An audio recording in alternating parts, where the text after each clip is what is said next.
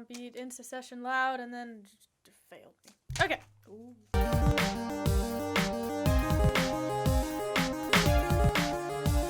Hey there, scrub. Hello and welcome to It's Jen again. Today I'm going to be reviewing Horimiya chapters 1 to 10. As per usual. So the story as I know it is that we have this girl Hori, and she's really cute and really smart, but she has this side to her that she can't tell her classmates. And the secret is that she basically doesn't want anyone to know that she's a housewife to her brother. I mean, I don't know why she would be ashamed of that, because I don't even know why she'd be ashamed of it.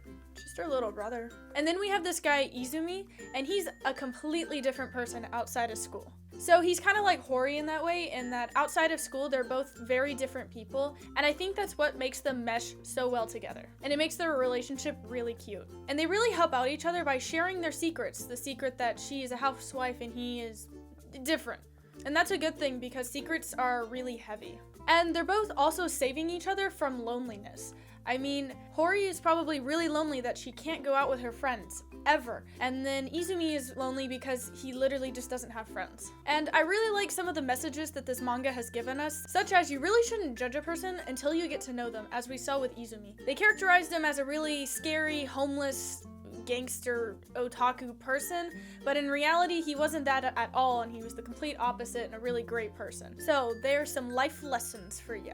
There's some really good humor mixed in with this story. I really admire Hori though. I mean, she's basically giving up her entire social life to raise her little brother, and ended up really pushing herself when she tried to help out the student council because she added more work to her already busy schedule. So the fact that she could make time to help the student council is pretty heroic and cute. Alright, but enough with the praise of this. I'm gonna start talking about things that make no sense to me and I do not like.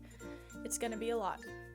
Strap yourself in for the ride, because there's a storm coming. Okay, first off, I want to point out that the relationship between Hori and Izumi is moving incredibly fast, like super lightning speed, Romeo and Juliet dead within a week, fast. I mean, by chapter 2, they're already recognizing their love for each other.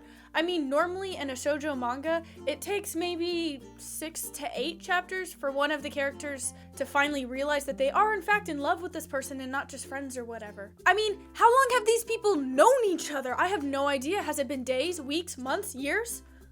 But to me, it really comes off that they really haven't known each other that long, because she didn't even recognize Izumi when he showed up at the door with her little brother. So to me, they weren't close at all. Maybe they were that, classmate status of, I know you exist, but I don't talk to you. And it really confuses me because in chapter 10, we are shown a flashback to Izumi's past, and he's clearly talking to Hori, but I don't know what's going on. I guess this is when he first started high school, and I have no idea what grade or whatever they're in currently at the start, so I don't know. And then by the second chapter, we already have a love triangle forming. I mean, normally this doesn't come in until halfway through the manga, because the love triangle and the rivalry is what keeps you interested in reading, so you're not just reading about their two people in love and their relationship, because that gets boring after a while. But this happens in chapter 2, and right now currently there's 50 and or 51 chapters out.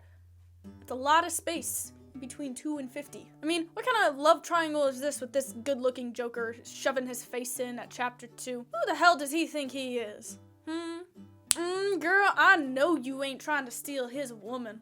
I mean, this is a lot to take in within the first 10 chapters. It's a lot to digest, really. And if you're reading this, let me just help you by laying out this little love triangle plot. Izumi likes Hori. However, this guy Toru, the little good-looking Joker, also likes Hori. But then we also have this girl Sakura, which I don't know if it's actually mentioned in the first 10 chapters, but she'll end up liking Izumi later. And then there's this other girl, Yuki, on the side that's Hori's friend, and she likes Toru. But then the author likes to push this idea that Izumi and Toru also have this weird relationship going on, that they could somehow end up together in a gay relationship. It's weird. Not the gay part, but just everything. Can a girl get a break? Okay, moving on from that mess. By chapter 6, we're already going on the school trip. I mean, every shoujo manga has it, the infamous school trip. And this is normally used to bring the two characters closer together because they're having some relationship problems, communication barriers. And this school trip somehow magically solves all that and they get together. Except in a Ahara ride.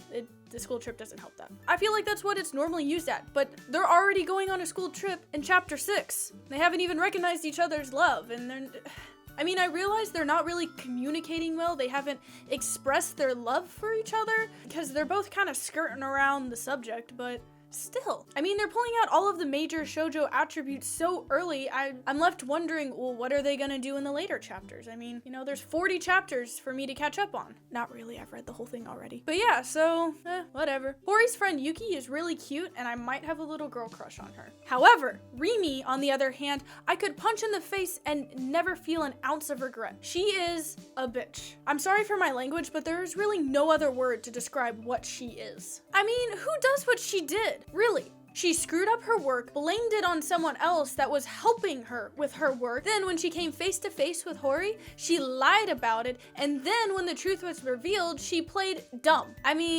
That's like the high school drama queen that everyone comes to hate once they find out all of her little lies. That scene really got my blood boiling because I hate it when people do that.